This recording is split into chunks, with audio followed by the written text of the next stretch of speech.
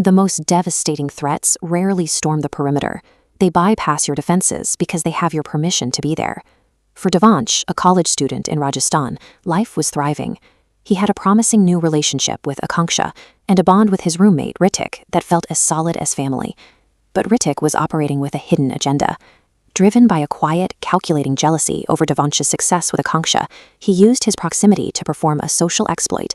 He offered Devansh a piece of sweet prasad, a gesture of friendship, secretly laced with graveyard ash. Thick walls are useless when the threat is already inside, handing you a gift. That poisoned offering worked because it was consumed willingly.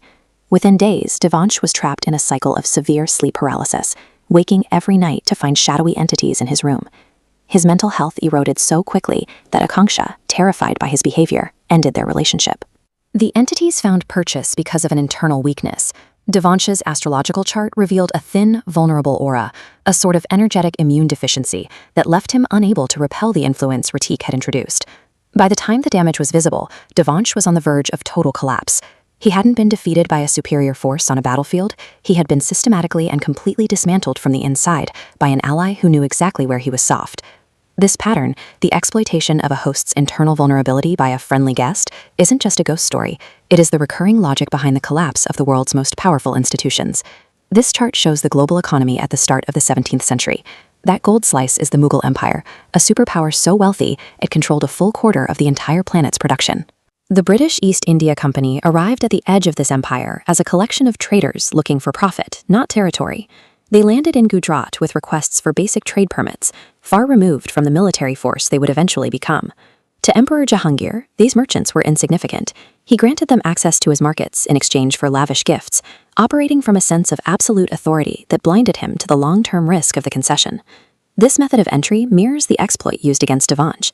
In both cases, a massive defensive advantage was neutralized by a gesture of subservience that made the host feel secure enough to lower their guard. Staggering wealth often functions as the very lure that attracts parasitic forces, which hide their intent behind the language of commerce.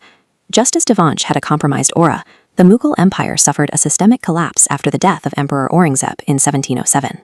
The transition to inexperienced and indecisive rulers created a geopolitical vacuum. Internal chaos was worsened by external shocks, like the Persian invasion of Delhi. The empire was physically and economically exhausted, leaving its systemic defenses in a state of total disarray. This flowchart tracks the EIC's strategic shift.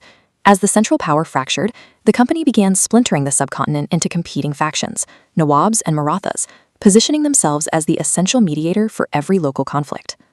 The company's ultimate victory in Bengal wasn't a feat of arms, it was a deal. They identified the Nawab's internal rival, Mir Jafar, and bribed him to withhold his troops during the empire's most critical hour. At the Battle of Plassey, the visual of victory was one of composition and control. The British didn't have to defeat a unified army. They simply watched as a fractured one collapsed under the weight of its own internal betrayals. Conquest is rarely about the invader's strength. It is about the precision with which they can identify and weaponize the host's existing fractures. For Devansh, removing the threat required more than just ending the friendship. The entities Ritik had introduced were now deeply embedded in his environment, requiring a violent spiritual intervention to purge. During a 6-hour ritual beneath a peepal tree, Devansh's body reacted as if it were purging a physical poison. The process was exhausting and near fatal, a testament to how difficult it is to remove a parasite once it has been granted a seat at the table. The malice Ritik unleashed eventually turned on him. Within weeks of the ritual, his mental state disintegrated.